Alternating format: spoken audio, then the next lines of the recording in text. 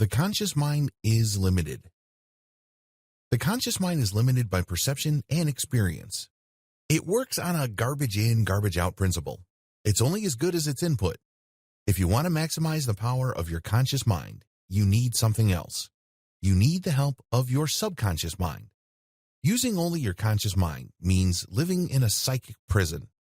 When you focus on using your reason and emotion rooted in your conscious mind, you are limited by space, time, and circumstances. There's a whole other world out there. There are many layers to that world. Unfortunately, you're completely blind to it because you're focused only on what you can see, touch, taste, hear, and smell. You're bound by the limitations of your senses. The conscious mind is very easy to enslave. It's not unusual for great historical people to say and do things that we find repugnant today. How come? They are a product of their times. In other words, they were thinking consciously and rationally based on the world that they saw and interacted with during their historical period. Yet their lives had the seeds of greatness, and we still benefit from their work and their achievements. Still, their limitations are glaring. You also are just as limited because you rely on your conscious mind. We are very limited people because we are products of our specific circumstances.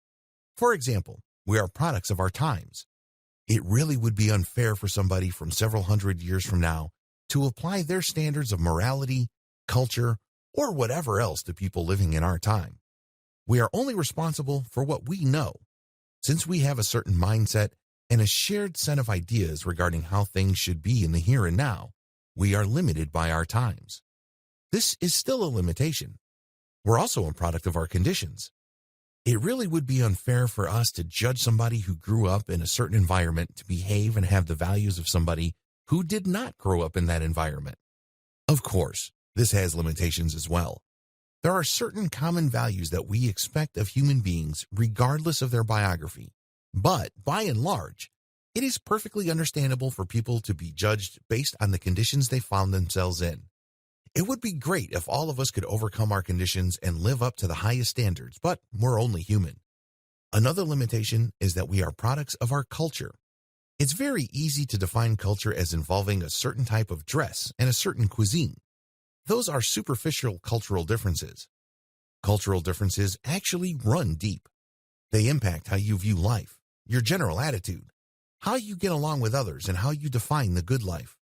Your culture also plays a big role in what your personal priorities and values are.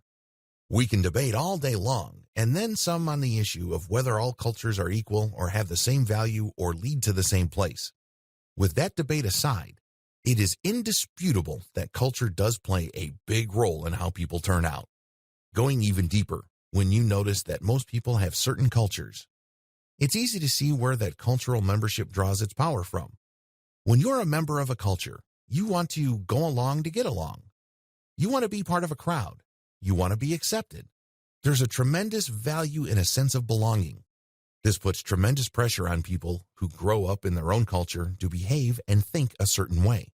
The truth is, given all these limitations, instead of taking our minds to the next level and expanding it, these limitations shrink our minds. It restricts our sense of possibility.